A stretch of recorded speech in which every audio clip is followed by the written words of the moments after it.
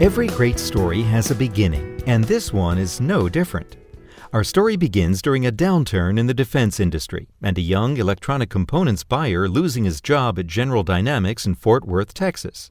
The year is 1971, and Paul Andrews, fresh out of a job, takes his sourcing experience and starts a small business helping buyers find parts when they come up short. Sitting at his kitchen table with his Rolodex, $500 in seed inventory, and a pad of pre-printed invoices, Paul focuses on resistors, the parts he had the most difficulty finding when he was a buyer. With his understanding of the products and the buyer's challenges, the business quickly began to grow.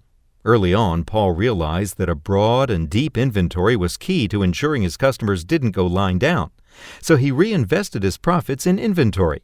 His first warehouse, the kitchen, was soon at capacity, and the living room was filling up fast, when his wife told him that if he enjoyed home-cooked meals, he should find another place for his parts.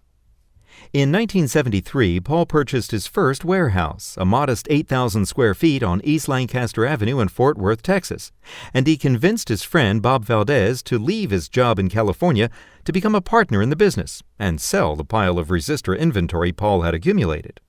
By 1975, as fast as Paul could buy parts, Bob was selling them, and soon a young Mike Morton was brought in to work in the now bulging warehouse. The business had grown to $1 million in sales and was once again out of room.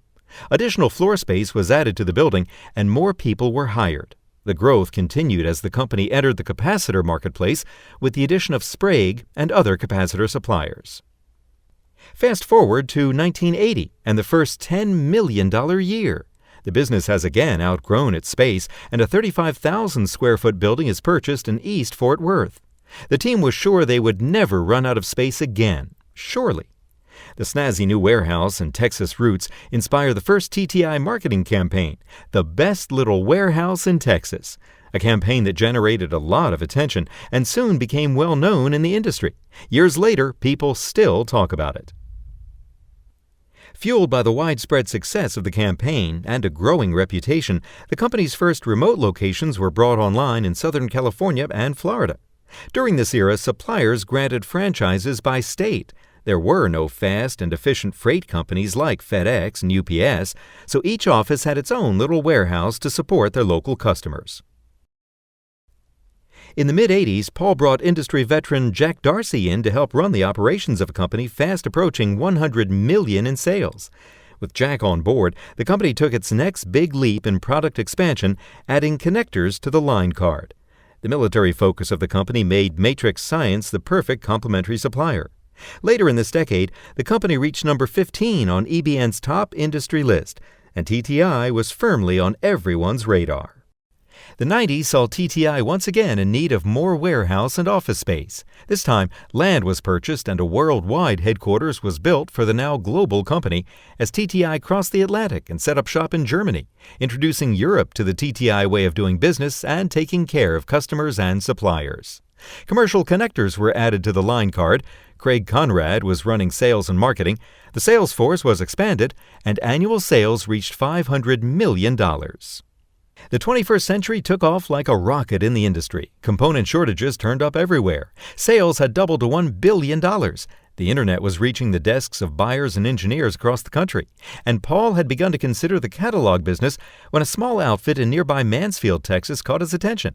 The timing was perfect for this purchase from the Mauser family. When the wild ride began to slow in mid-2001, TTI, being a veteran by now of industry cycles, no one was riffed. No one.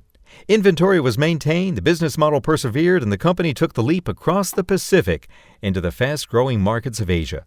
With the growth engines of Asia and Mauser now strapped on, sales recovered to the previous highs. TTI was firmly established as the leader in passives components. Connectors were growing fast. Acquisition of AMP switch and relay businesses had put electromechanical components on the line card. Life was good.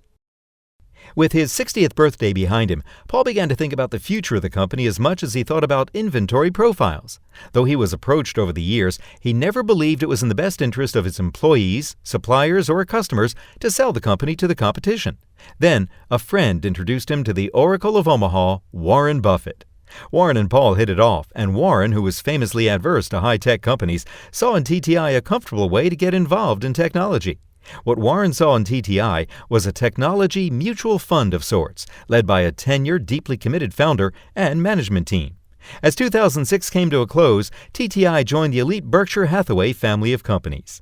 Paul was happy, employees were happy, and suppliers and customers were relieved that TTI would remain a standalone distribution option for them. Problem solved, Paul jumped right back to perfecting TTI's inventory. With the company now running above $2 billion in sales, new markets like commercial vehicles were entered, and acquisitions in Asia, Europe, and Israel added to TTI's position in key geographic areas and market segments around the world. In 2008, Gene Conahan, president of Europe and Asia, brought Metallico, the leading connector distributor in France, into the family. In 2012, Sager Electronics, a New England distributor with roots going back to the 1800s, and a strong focus on industrial markets and electromechanical and power components, joined the fold. Embracing the Internet of Things, the specialist was brought on board to communicate the TTI value proposition through videos, advertising campaigns, and a series of digital and printed comic books. The specialist partners with suppliers to solve problems, rescue customers, and generally personify the TTI culture and mission. The global recession hit the industry in 2008. But by 2010, sales were coming back bigger and better than ever. The TTI rocket ship, fueled by the biggest and best component inventory in the galaxy, and run by the most tenured and committed team in the business, continues to propel the company to new records and increasing market share. And of course, sitting in the captain's chair on the bridge of the ship is company founder and CEO Paul Andrews, moving ever forward in his quest to be the best rather than the biggest IP&E distributor in the universe. For over 40 years, the mission of the company has remained unchanged: be most preferred by customers and suppliers alike, and be a home to dedicated, ethical, and hard-working employees who believe in the TTI way of doing things. All engines full ahead, Captain Andrews is looking for warp speed.